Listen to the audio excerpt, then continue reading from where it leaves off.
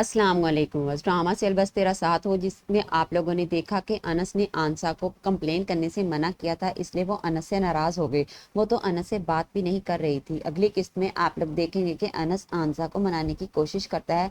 वो काम कर रही थी तो खुद अपने हाथों से उसके लिए खाना बनाकर लाता है और आंसा की नाराजगी दूर करने की कोशिश करेगा। शायद वो आंसा से सॉरी भी करे तो आंसा उसकी सॉरी कबूल कर ले।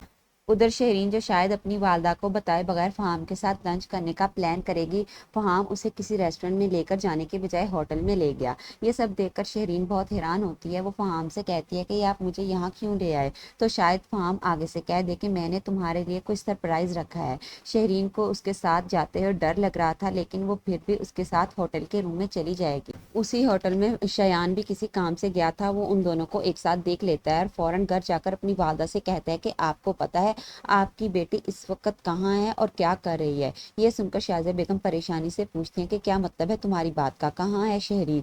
तो शयान उन्हें बता देगा कि मैंने उसे फहाम के साथ किसी होटल में जाते हुए देखा है।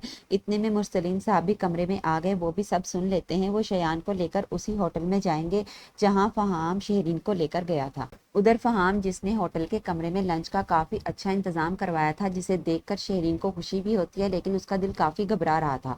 फहाम शहरीन का परेशान चेहरा देखकर पूछ लेता है कि क्या हुआ, तुम परेशान लग रही हो। तो शायद शहरीन कह दे कि पता नहीं, जब से हमारी मंगनी हुई है ना मैं आपके साथ सेफ फील कर रही हूँ ना ही सिक्योर। जिस पर फहाम कह देता है कि तुम ओवर थिंकिंग कर रही हो और कोई बात नहीं है। तो शहरीन आगे से सवाल करती है कि फिर आप मुझे ये बताएं कि आप मुझे यहाँ क्यों लेकर आए हैं, किसी रेस्टोरेंट लेकर क्यों नहीं गए। अब फहाम शहरीन को कोई ना कोई बहाना बनाकर अपनी बातों में लेने की कोशिश करेगा। इतने में शहरीन को उसके अब्बा की कॉल आ गई। फहाम को तो इस बात पर बहुत गुस्सा आता है। वो तो शहरीन से भी कह देता है कि एक तो ये तुम्हारे अब्बा हमें आराम से ना कोई बात करने देते हैं और ना ही एक साथ वक्त गुजारने देते हैं। अब शहरीन अपने अब्बा की कॉल उठाएगी तो मुरसलीन साहब शहरीन से कह देते हैं कि तुम जिस होटल में फहाम के साथ गई हो ना, मैं उसके बाहर खड़ा हूँ, जल्दी आओ। शहरीन फौरन चली जाएगी।